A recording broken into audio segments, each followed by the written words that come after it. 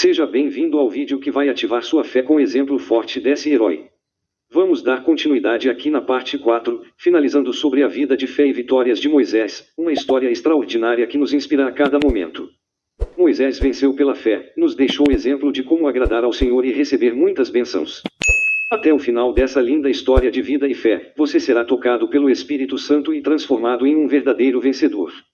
Para ter entendimento completo, veja a parte 1, 2 e 3 nos demais vídeos anteriores do canal. Deixe seu like, comente e compartilhe. Nesse tempo Deus revelou a Moisés a lei e os 10 mandamentos. Moisés foi convidado por Deus a subir o monte Sinai, onde a lei lhe seria revelada. Êxodo 19. Foi-lhes ordenado que se lavassem e purificarem durante 2 dias, e no terceiro dia, reunirão-se diante da montanha encoberta por uma nuvem espessa. De lá vinham trovões, relâmpagos e sons de trombeta. Toda a montanha do Sinai fumegava, porque Deus dissera sobre ela no fogo, a sua fumaça subiu como a fumaça de uma fornalha, e toda a montanha tremia violentamente. Êxodo 19 verso 18. Quando Moisés desceu, passou a lei do Senhor para o povo, mas Deus o convidou a retornar ao Sinai pela segunda vez. Êxodo 24 verso 12, onde Deus falou-lhe sobre o tabernáculo. Moisés deixou então o acampamento aos cuidados de Arão e Hur e subiu até desaparecer na nuvem que ainda cobria a montanha. Lá, permaneceu por 40 dias e 40 noites, em comunhão com o Senhor. Ao final daquele período, Deus lhe entregou 2 tábuas do testemunho, tábuas de pedra, escritas pelo dedo de Deus. Êxodo 31 verso 18. Do alto da montanha, o Senhor contou a Moisés que o povo de dura cerviz, Êxodo 32 verso 9, havia construído e estava adorando a um bezerro de ouro, oferecendo-lhe holocaustos, cantando, festejando e dançando-nos ao seu redor. Quando Moisés desceu desse segundo período de 40 dias, e viu esse bezerro de ouro, ele ficou muito irado, e quebrou as tábuas da lei, simbolizando a aliança rompida. Pulverizou a imagem de ouro e misturou o pó em água, e fez o povo beber a mistura. Era necessária uma limpeza drástica. Moisés reuniu em torno de si os homens da tribo sacerdotal de Levi e lhes ordenou que matassem à espada um grande número de idolatrais, ao todo uns 3.000 entre eles. É paradoxal o que estava acontecendo ao mesmo tempo no Sinai. No cume do monte Deus estava dando a lei para o povo dizendo: não terás outros deuses e não farás para si imagem esculpida. Lá embaixo na planície do Sinai, o povo já estava quebrando esses mandamentos através de uma imagem do bezerro de ouro feita por eles para a adoração. Os princípios que Deus estava estabelecendo, eles já estavam quebrando. Isso revela quão distante o coração e os desejos do povo estavam dos planos e desejos de Deus. Os idolatrais argumentaram que construíram o bezerro de ouro para adorarem, porque pensavam que Moisés havia morrido no monte, e então queriam adorar a um Deus. Esse comportamento do povo, no entanto, revela que as raízes da idolatria estavam dentro deles há muito tempo. Pois se a intenção deles era adorar a Deus, porque eles esperam ter a sensação da ausência de Moisés para fazerem essa imagem. Isso levanta uma questão: na verdade, quem eles tinham como Deus era Moisés. Eles não serviam ao Senhor Jeová. Eles conheciam as manifestações de Deus por meio de um homem, mas eles ainda não haviam se identificado com o próprio Deus. A prova disso é que os milagres aconteceram pelas mãos de Moisés.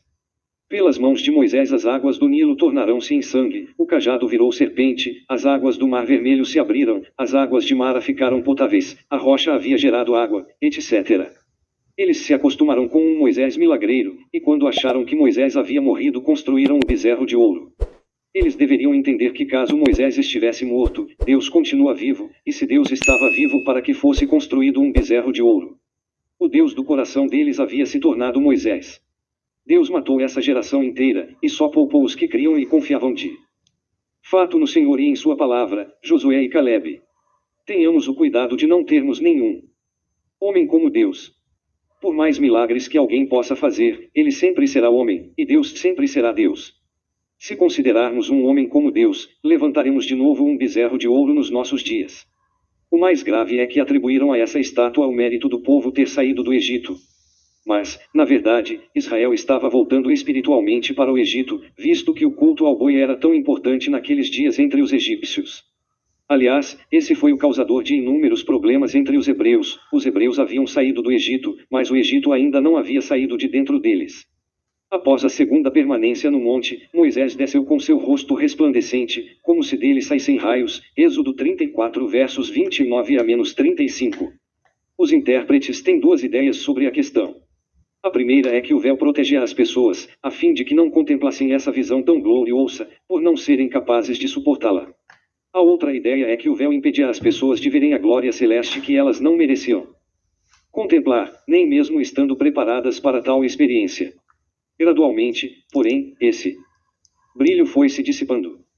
Paulo, em 2 Coríntios 3 verso 13, faz alusão a essa experiência. Essa glória no rosto de Moisés, segundo Paulo, desde o início já estava destinada a desaparecer, e o próprio Moisés sabia disso. Diante disso, Paulo sugere que Moisés usou o véu não para proteger o povo, mas para não deixar as pessoas perceberem que essa glória era desvanecente e estava desaparecendo. Nem bem o povo tinha deixado o Sinai, murmuravam, dizendo estarem enfadados do maná. Eles tinham o pão do céu, mas queriam carne. Deus ficou muito irado com a ingratidão do povo. Grande número de codornizes foi enviado para atender o pedido do povo, mas, então, sobreveio uma praga para castigá-los. Muitos morreram e foram sepultados no local. O lugar passou a ser chamado Kibrot Tavá, sepulcro dos desejos, Números 11 verso 34. Em outra ocasião, aborrecidos com um desvio particularmente cansativo em torno da terra de Edom, os hebreus murmuraram tão rudemente que Deus castigou-os com uma praga de cobras fatalmente venenosas. Quando Moisés interveio, o Senhor diminuiu a sua ira e indicou uma cura, fazer uma serpente abrasadora e colocá-la em uma haste. Todo aquele que for mordido e a contemplar viverá. Números 21 verso 8.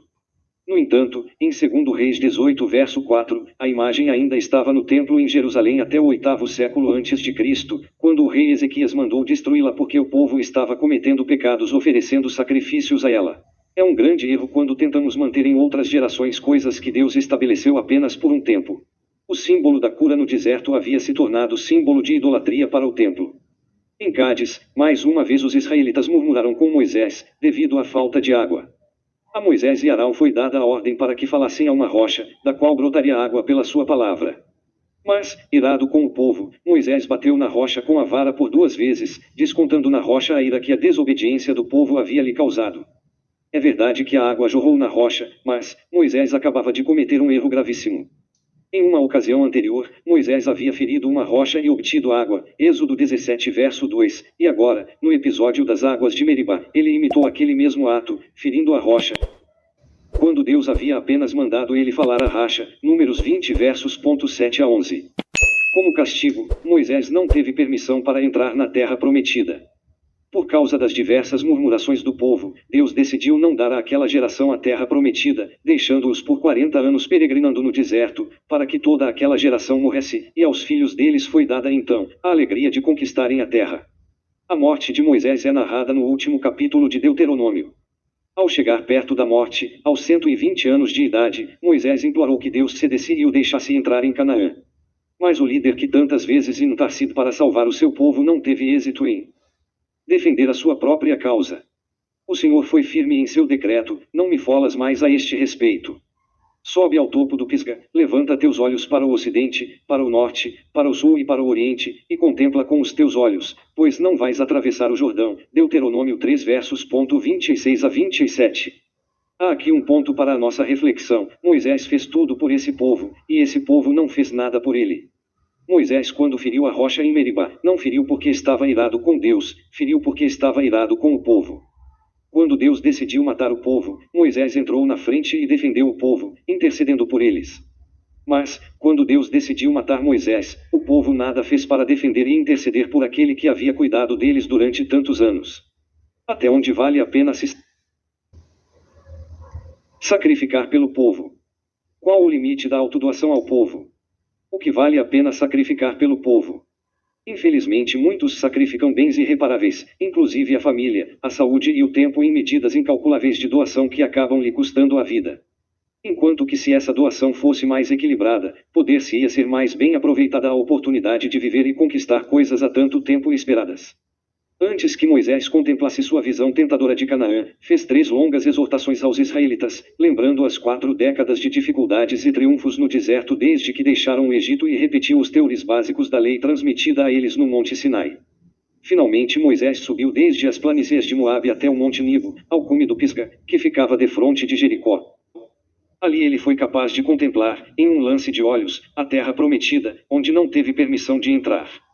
O fim de Moisés é anunciado com simplicidade. Ele era um servo de Deus, morreu, e Deus o sepultou em um vale, na terra de Moabe, defronte de Baal-Peor, embora ninguém saiba dizer onde. Em Judas, no versículo 9, a Bíblia fala sobre o arcanjo Miguel, contendendo com o diabo, a respeito do corpo de Moisés, pois ninguém, nem mesmo o diabo, sabe aonde Deus enterrou o corpo de Moisés. Mesmo com 120 anos de idade quando morreu, sua visão era como a visão de um jovem, e ele não havia perdido suas forças. Deuteronômio 34, verso 7. O fato de Moisés morrer com visão de jovem e cheio de forças pode nos sugerir que Deus havia preparado ele para viver mais.